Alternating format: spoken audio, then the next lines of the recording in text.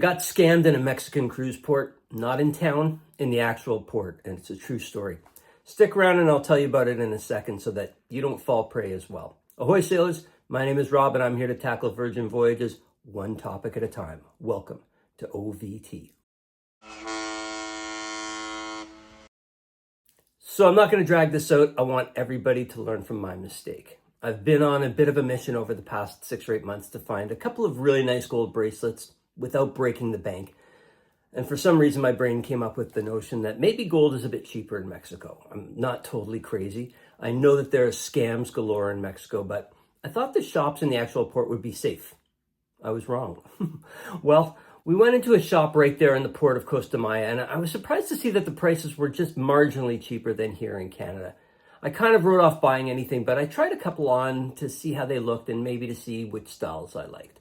Of course, when I took them off, the owner's son, or at least that's who he told me he was, started offering discounts immediately. He told me he was going to offer me their price when there were no ships in town. That probably should have been my first hint because I think there are always ships in Costa Maya, aren't there? Anyway, it was 20% off $800 US. I did the math and I thought it was a pretty good deal, but I still had an uneasy feeling.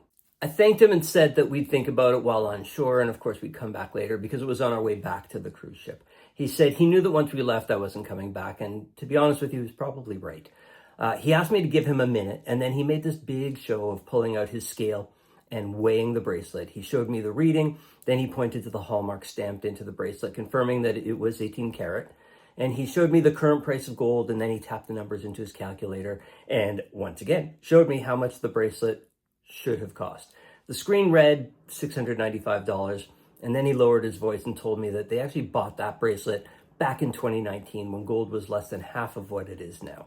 He said they really just wanted to cash in some of their inventory, and that if I bought it now instead of taking time to think about it and maybe coming back, he'd lower the price not just by 20%, but by 40%. That 800 bracelet was now 480, which was truly hundreds less than anything I had seen back home that was like this. Still fighting the natural and correct, as it happens, signals that were coming from my amygdala, I pointed out that the bracelet was a little too big and that I'd have to get a couple of links pulled out of it. He said that they'd do it on the spot. If I paid half now, I could come back after hanging out in the port and it would be ready for me. I processed probably about 100 thoughts in a few milliseconds, but I caved, kind of. I told him that I only had $100 cash on me and that I'd need to go and get my credit card. He said that that would be fine, and then I thought, well, if I pay by card and it's fake, I can get Visa to go after them, right? Anyway, I gave him the 100 and he wrote me up a receipt for the deposit. We walked out and I didn't feel perfect, but I did feel pretty good about the first gold bracelet that I was about to own. But after walking around for about 2 minutes, something dawned on me. Why would he sell gold at less than cost? They could literally melt it down and make more selling that gold than selling the bracelet to me at that price. We sat down for a drink and I pulled out the receipt. All it said was 7.5 inches gold bracelet. There was nothing about 18 karat, and that's when my stomach completely flipped on me.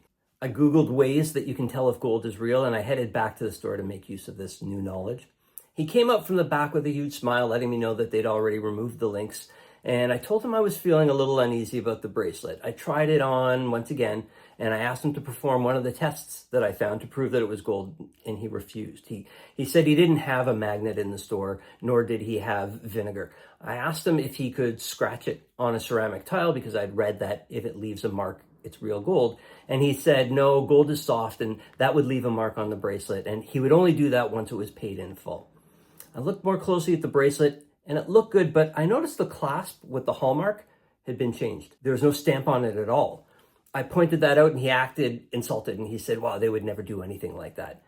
I couldn't believe it, and I just decided I was going to ask for my deposit back. And of course, he said no.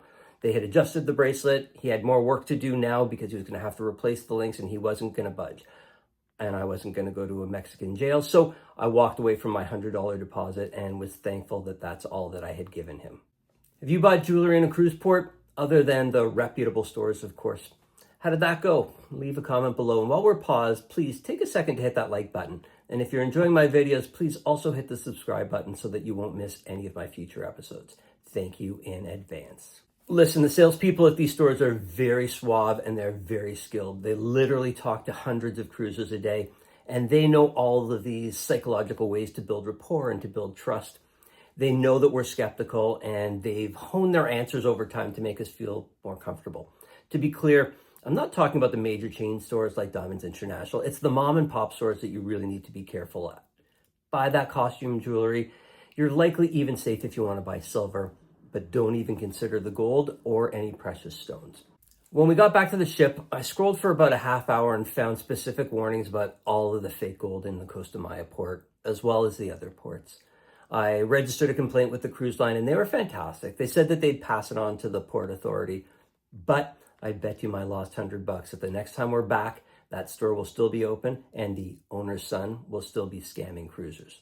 To quote Hill Street Blues, a great show from the 1980s, hey, let's be careful out there. Well, that's avoiding cruise port scams, and that's my one virgin topic for today. Do you have any other questions? Are there any other topics that you'd like to hear about?